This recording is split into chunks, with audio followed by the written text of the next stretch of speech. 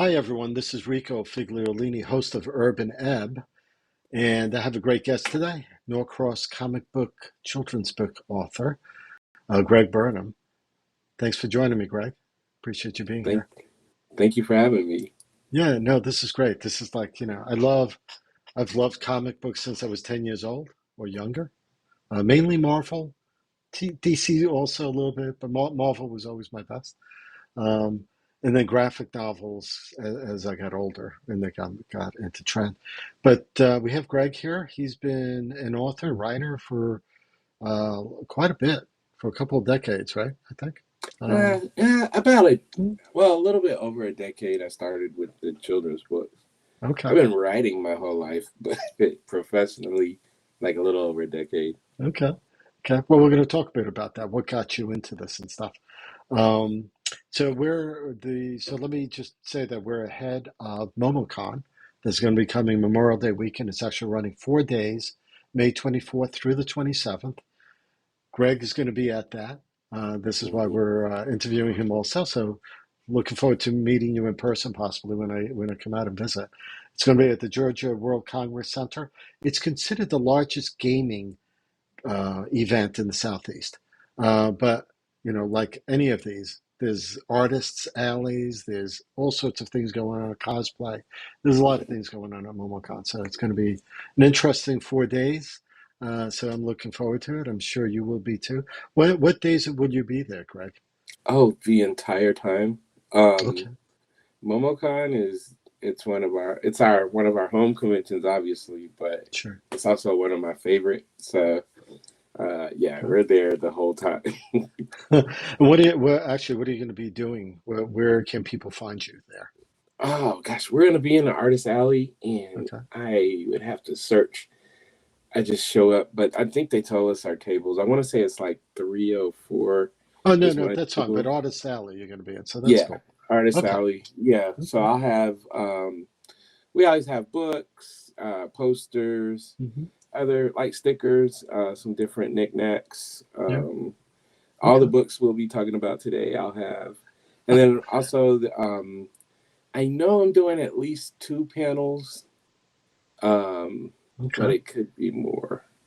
I'll see if I can find those and I'll put that in the links below. So whoever's watching Awesome. on YouTube, I mean, you can find it there, or in the show notes if you're visiting the website. So Greg has been doing a lot of indie comic hits that he has under his belt, but he's also doing work with DC and Marvel. Mhm. So why don't we get you to tell us? And by the way, I just recently didn't get a chance to read it yet because it just came in this afternoon. Just got one of these. So looking forward to going through that. Um, Tell us a little bit about, I guess let's start a little bit about, how you got into this. I mean, it's a challenging job, right? You're writing, you're it's not like a novel. This is collaborative work. So how Yeah, does that work? How do you do that? How do you handle it? man. It's usually fun. I think the toughest part is like when you're doing it on the indie side, it's Hmm. finding people that are reliable and fun to work with. Okay. Um, People that are passionate. Like as a writer, I always want to deal with artists. I want to make sure that they're having fun, Hmm. uh, doing it. So I'm always like, what do you like to draw? Like, are Okay. there certain things you think you're better at? So, once you get, the team together, it's a blast. It's just like any other team, really. I would imagine also for you envisioning what your characters look like. Do you give that input to the artist? Do they give you Oh, sketches yes. where? Yeah, definitely. So Marcus Williams, who's my co-creator and the artist for Tuskegee Years, he and we've been working together for decades, like Okay. doing stuff artistically and Yeah. business wise. So it's easy for me to, convey it to him. Like, I want the character to look like this, give him a Right. couple examples, and we're good. But then when you're working with other artists, it's like you have to be like really, really descriptive. Mm. I'm the guy like I'll pull up examples like stuff on Google, like Oh, okay. this is the hairstyle, Hmm. this is, the body type. Okay. Even I do that with like backgrounds and scenery sometimes. Like this would be a cool Really. shot, you know. I like So that. I try like to that. help This. them out as much as possible, and it Yeah. makes the process a lot more efficient too. Yeah, I would think. No, that's great. I do that with photographers sometimes. I show them pictures what I think it should look like, and then I tell Hmm. them, and then give me what you think you're thinking it should look like, because you're Yeah, there. But, but yeah, no, that's great that you're giving direction like that. Because worst thing to do is drawing stuff, then all of a sudden having to shift from that. yeah, Um, so you've been some of the tell us some of the creator-owned properties, some of the indie stuff that you've been doing. What was your first one? Was it Tuskegee Airs, or yeah. was it? Comic wise, Yeah, well, the way it started. I'm sorry, you're good. I just got back in town, so please forgive the coughs. So, Um, but yeah, it started with a book. I always have props on my desk. okay, This book, 20 years ago, over wow, 20 years ago, cool. Marcus and I and another friend, Nicholas, who we created this. But we had no idea what we were doing. People were loving it. People were buying it. We didn't Uh-huh. understand the business side at all. So we had to we were printing them up at Kinko's. Yeah, Um, okay, we were I can formatted. appreciate that. We did everything ourselves. And Wow. like people were buying it. They were buying it heavy, but we were spending so much money to produce a book that Oh, you know, it wasn't lucrative at all. yeah. So we had to kind of step back and kind of learn the business. So I did a couple of children's books. Marcus illustrated those, Hmm. and then he got in on a comic book called Hero Cats, Oh, and he okay. was doing the art for that for a while. But the whole time we're like learning publishing, we're learning comic conventions, who to talk to print wise, all those things. So when we did come up with the idea for Tuskegee Airs, we felt confident that we knew how to execute at that point. And get it printed. I mean, I'm assuming you Yeah, got it printed yourself. It looks great. Great, yeah. So we used a beautiful really print. good printer Yeah. out of Canada that prints for like the big guys as well. Okay. Okay. Like so, all that stuff, it's like you're Yeah. learning as you go. I could tell from the quality. I mean, it's just I'm a nut when it comes to graphics and printing and stuff like that. So I can appreciate the quality that went into this. Um, so you've done that. You've done the search for Sadika, Little Rock, Sadaka, Sadika. yeah, Thank you. yeah, Little Rock Files yeah, and right, Little Rock Files and the Story of Solace. A yep, few others, I guess. Um, yeah. So like the story of Solace, it was my brother's idea. He's had this idea for a long time. And so I just kind of guided and helped him, making it into a comic because he had written it in prose. And, uh, but we always thought it would be a comic. So we have Interesting. one issue of that. We're working on the second one now. Cool. Is this the Kickstarter we were talking about before, or is that different? Yeah, we did a Kickstarter for that um, last year. We may do one for the next book, Okay. but we like to try to have the book finished or have it really close to be finished before we do a crowdfund. Yeah, yeah. No, I can imagine because otherwise things will take longer then, and that's so I can appreciate that. You've um, you've done three comic anthologies last year, 2023, Oh yeah, right? yeah. Within the last 12 months, one of those was in February. I did Okay. DC Power, which is like their Black History anthology. This is one of the covers Ah, right excellent. here. I like the Um, props. Okay. and what? Oh yeah, I keep props. uh, and so I got to write a Mr. Terrific story. I was super Okay. happy because I snuck and brought him to Atlanta. Nobody said I couldn't do it, so I did Ah, it. ah. Uh, Okay. but Atlanta's famous. Yes. yeah, but so yeah, that one was really cool. And then in October for their Halloween anthology, Right. they change the names of these every year. I don't think I have that one over here. But I did Ghouls, Just Want to Have Fun. It's I an think I have. anthology. I think I have that one. And So hold on a second. Let me just bring that up. I think it was this, there it so is. maybe that's Yeah. not quite the cover. Yeah, So that's the main cover right there. okay, Um and yeah, I got to write a 10-page Superman story for that one. It's like a spooky. It's not wow, super extra spooky, yeah. but it's So kind of how? spooky. All right. So how does that work? You have you have your own ideas of what you want to do, but now you have this icon, Superman, and Yeah. they're giving you. I know they're not giving you totally free reign. I'm sure you got to protect the brand, maybe, but Yeah. how do you handle that? How do you do that when they give you something like that and you go fly with Um it? so I think it's I mean, I think for all us nerds, like if we've been reading comics and Hmm.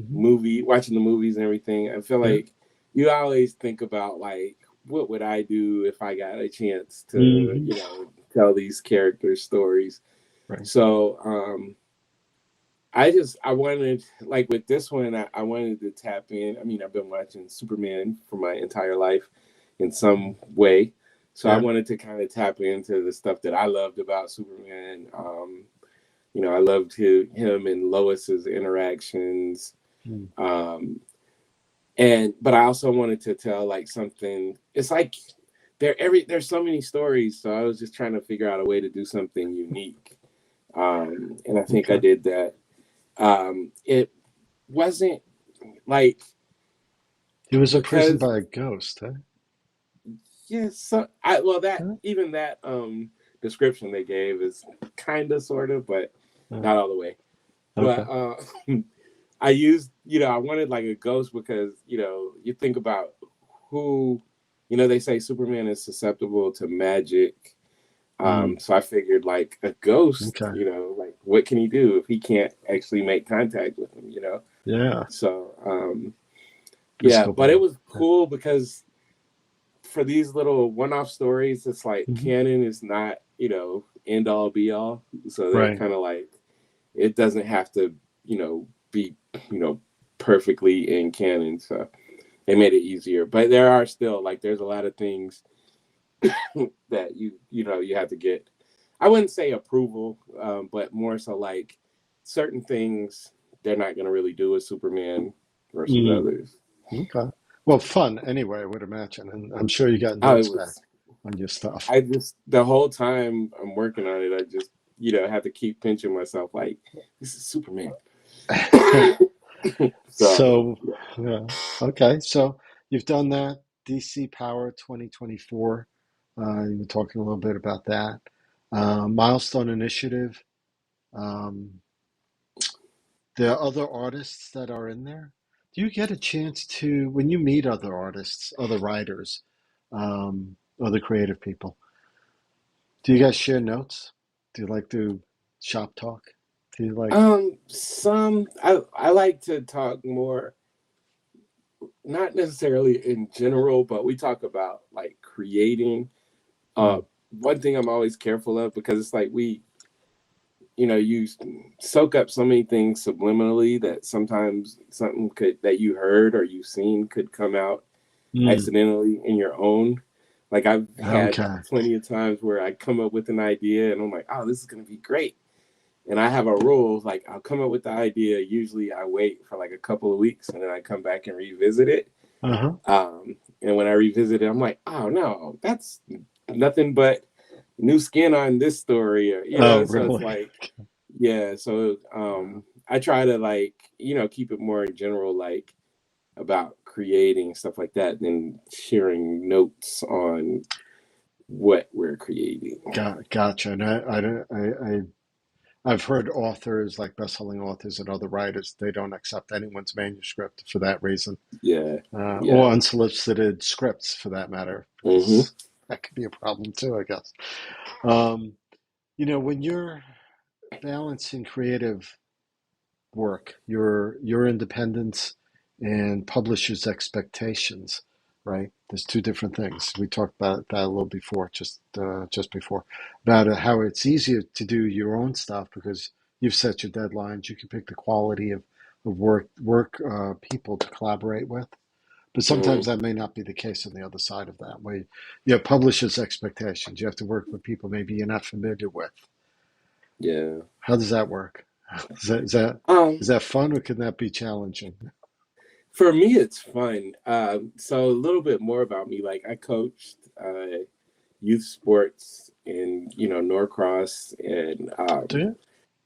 Okay. I'm not doing it currently, but I did for about 15 years.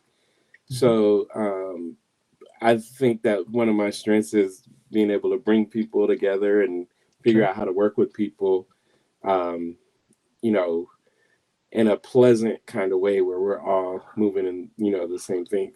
So I think I utilize some of that. But Mm.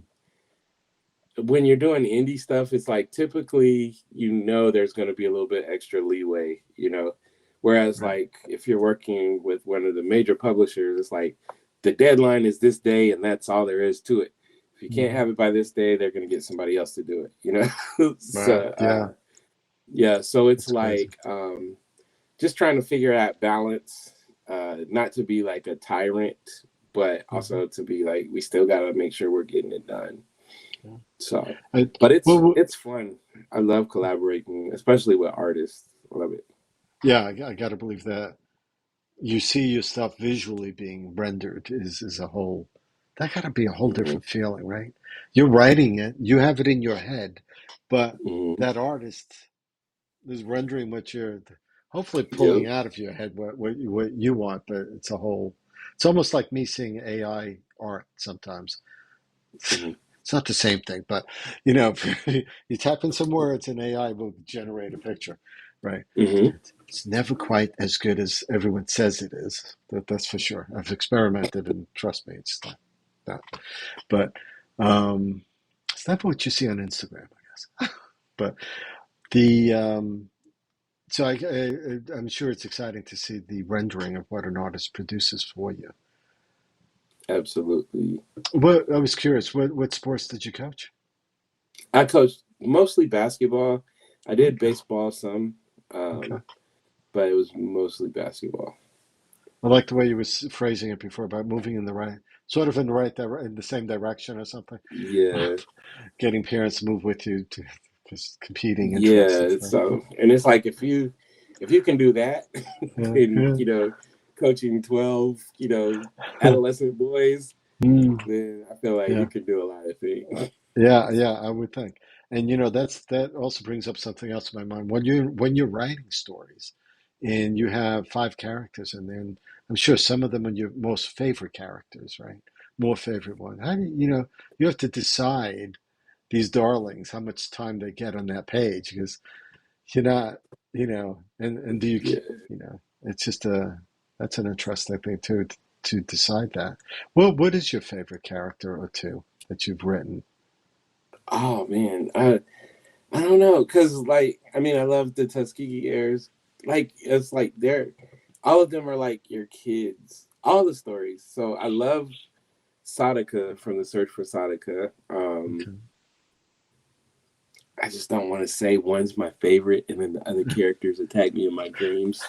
Uh, but A nightmare. like I'm doing this book now called Little Rock Files. It's like an '80s noir detective Oh story. wow. Takes place in Okay. the South, and the main character Owsley, I love. I also love his little sidekick Tia. She's Mm. good fun. So I don't know. It just kind of depends on the day, I think. Do you ever base these characters on people you know? Absolutely. So one of my things is so sometimes like with Tuskegee Airs, I have two kids. Marcus has two kids. So four of the kids are named after our actual real life kids. Um, Now I don't necessarily we Um, didn't mo- we modeled their look a little bit after them, but well, their that's cool. personalities aren't necessarily the same. But I one of my things that I want to do, because it's like I love creating characters, Hmm. but I want them to feel like organic. I write a lot of female characters, Yeah. and so I definitely take inspiration from people I know, or Okay. it could be somebody I went to elementary school with. Oh, wow. Um, Okay. but I just take those inspirations because I'm always careful. I don't want characters to be empty and feel like, Sure. like Yeah. you ever read a comic where you're like, okay, this sounds like a dude trying Hmm. to sound like a woman or trying to, I Hmm. don't want to be one of those. So I Yeah. really try Yeah. to get in. Like I'm working on a book right now with four girls superheroes, and I've finished the first, like my first iteration of the script, and I was like, Yeah.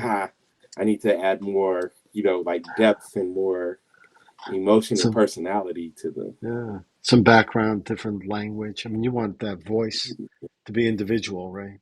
I guess. Yeah, it's like I Yeah. want, like all your main characters, I want to make sure they have like a voice, like their own distinct kind of voice. So, so the Flames of Destiny, the first character that I find Slip, and he just Hmm. doesn't listen. He just keeps wanting to Yeah, do yeah. his own thing, it seems like. Is he based on one of the kids? No, actually, he's our lone, completely out of thin air guy. Oh, okay, okay. Uh, so yeah, but he, like he provide like he's people love him, like fans all over the place really, really love him. But he's, got some. He was kind of created to add like the, comedy. Mm-hmm.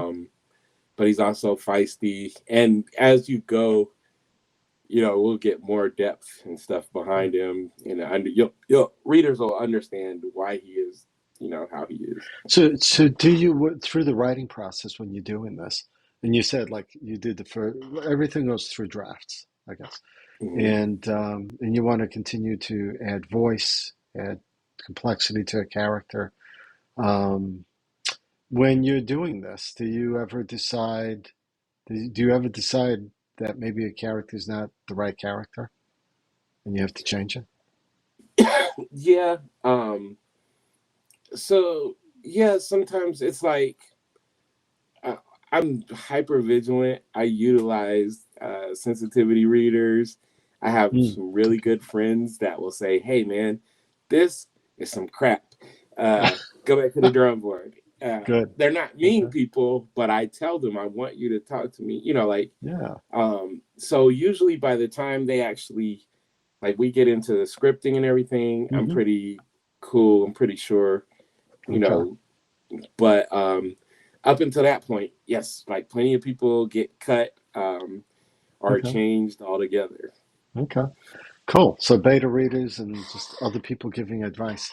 And that's a tough Mhm. thing to find, people willing to give honest advice to, Yeah, especially if they're the ones friends. without ego, like one of my friends, she's a really good writer, and she was telling me recently a story about she gave to one, had a beta reader, and this lady like ripped her apart and was like, Really? this Wow. book doesn't need to be made. Like, and Really? she already has tons of fans, and when she releases the book, it hit, it's breaking all these sales records and stuff. And it's like, so you want people that are going to give you like the kind of that raw opinion, Hmm. but not the one with the ego behind it. Like, I'm better Yes. than you. Like, because Yeah. there's so many, like readers like different stuff. Hmm. So just because it Sure. doesn't sit with you doesn't mean it's not gonna Yeah.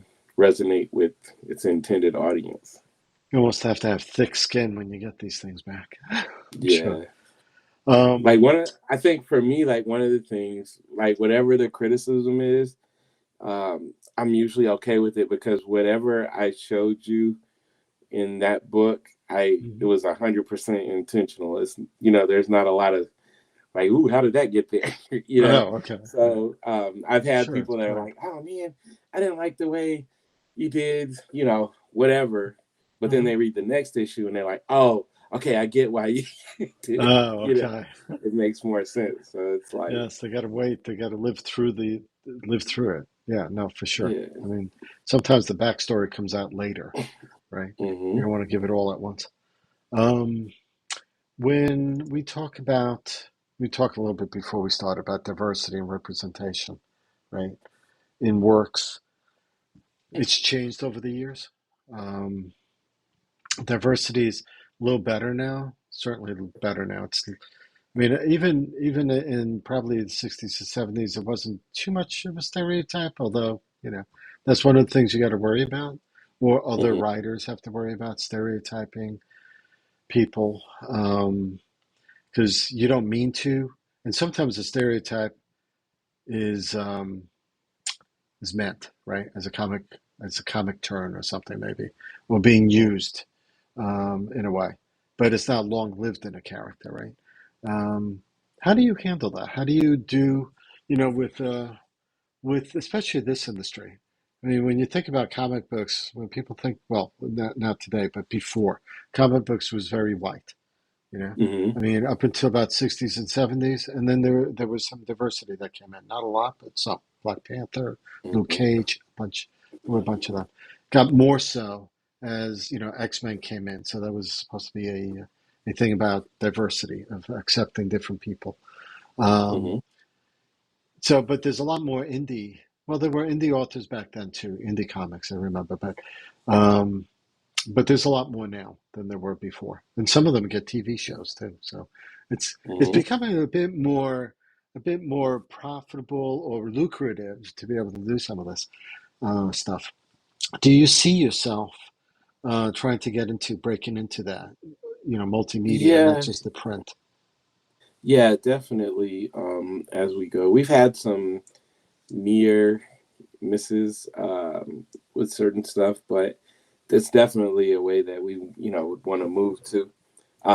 We're because okay, so with the diversity, it's like they're starting to realize that, and I've heard this from like execs at like major publishers, they're starting to realize that diversity isn't just putting a character, like different character in. It's allowing Hmm. people to tell these stories, like people, so you know instead of dropping a black character in a book, it's like allow a black person to tell the story, because that's when Right. it's like you start really getting Yeah. into diversity and representation. um, with stereotypes, if you're not even aware of all the stereotypes, Hmm. then yeah, you might Well, hit one here or there. So mm, it's good. Like for us, we want to do, we'd love to get into animation. We're working on a little bit of animation right now. oh, But we would okay. love to work on a lot of bit of animation. But it's very expensive. Our thing Yeah. is we would love to we want to be able to kind of guide it. We already know if somebody gives you, millions of dollars to make a cartoon, Sure. they're going to have, the power, and but we want to at least be able to keep it on the rails, because we've Yeah. seen so many times. Like I think about Teenage Mutant Ninja Turtles, which Mm-hmm. we loved the iteration that came, to animation and everything, Mm-hmm. but it's so much different than what the comic was, and Yeah, what for the sure. creators idea, what their dreams about what it would be. It was a lot different.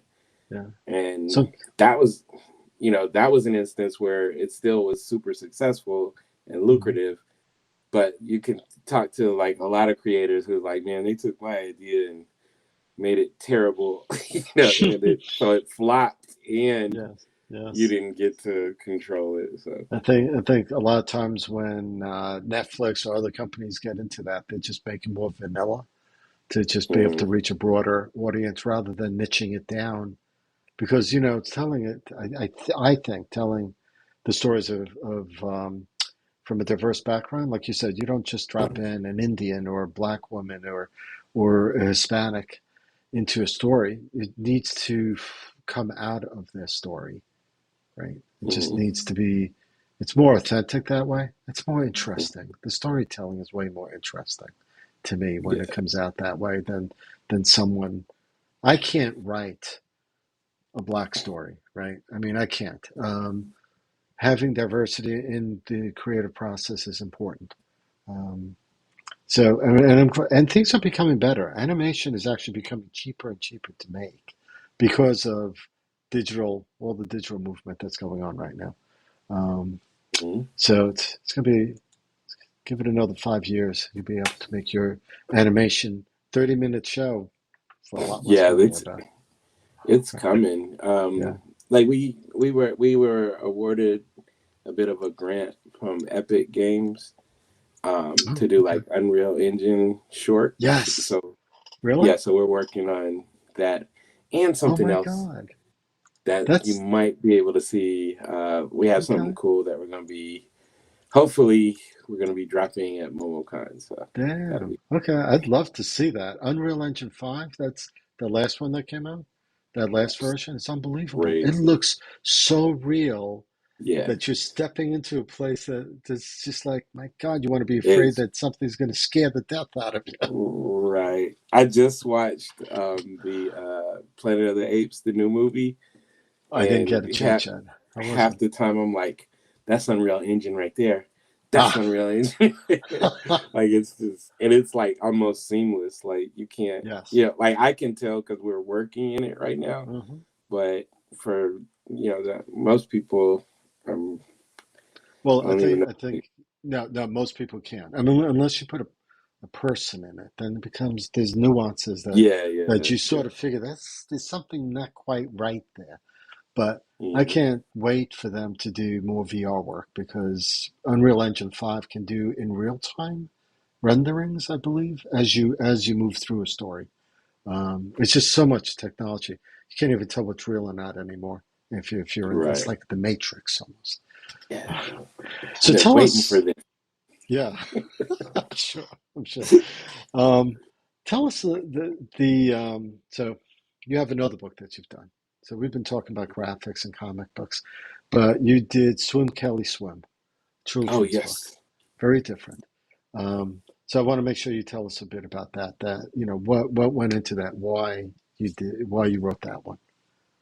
So far I've done three children's books. Hmm. Every one of them was based off of like an experience from my childhood.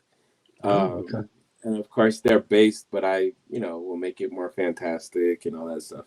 sure, sure. But this one was a story that actually happened with my brother and I. I taught my brother how to swim when he was way too young. So like by the time he's like 3, he can swim. 4. Wow. So we were at the pool. We were military kids, and so we were at the pool. And I probably should have been paying more attention to him, but I knew he was good. He was supposed to be in the kiddie pool, and so I look up, and there's a lifeguard blowing. They're all blowing their whistles and they're yelling, "Get down!" And my brother's standing there on the high dive, getting ready to jump, and he's Oh my 5 years God. old. Oh my And so God. they're yelling, telling him to get down. So he gets down, and at the pool had a rule where, in order for you to jump off the diving boards, if they felt like you were like you were in danger, they Uh-huh. would make you swim all the way across the pool in the deep end. So it's like Uh, 10 feet. You got to swim yeah. across. So I convinced them to let us do it. They let me swim beside him. Because Uh, it's like my mom will, disown me if something happens to my yes. brother at the pool. Sure. So Yeah. yeah, so we swam, and it was just fun because like the people, like everybody, it was like people got out of the pool and everybody's just cheering for him. And his name is Kelly. The, It's totally real. So oh, wow. so I The, mi- told that story, yeah. but then I also added like little things, about swimming. The goal was to like demystify swimming. So if I've it's funny because I've had adults that are like, man, this is for me, you know, Yeah. because people want to learn how to swim. But, the older you get, things like swimming, they seem like that's not real. I can't do that. My body can't do that. Mm. So that was the goal, is to kind of demystify it a little bit, to where, kids will understand if you learn how to do it you believe in yourself, you could be a great swimmer like Kelly. So It's a great cover too. yeah, my friend Michaela Moore, she's an absolute jewel. I met her at a comic convention, and we like just became, like we would see him all the time. She's younger, so it's like we always Mm-hmm. try to, not necessarily mentor all the time, but just encourage. And one day I was like, "Hey, have you ever done a children's book?" She's like, Mm, "Sure, I've done one," and we ended up with cool. this one. Wow, that's cool. It's good to work with people.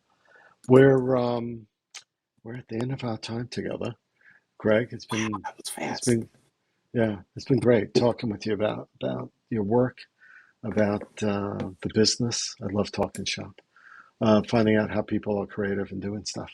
So you're going to be at Momocon this Memorial Day weekend, all 4 days Mm-hmm. from May 24th to May 27th at the Mm-hmm. Georgia World Conference Center, um, Congress Center. And you're going to be Artist Alley and some Yep. panels from what you said before. So we're going to try Yeah. to find those links to the panels, get that there. Otherwise, if you're looking to go to Momocon, everyone, momocon.com is where you should go. Buy your tickets. You could get day tickets, weekend, I think, and 4 day passes also. It's going to be a great event. Um, find artists like Greg there and say hi to him, especially if you've seen this podcast. So, but thank you, Greg. Appreciate you being with us. No problem. Yeah.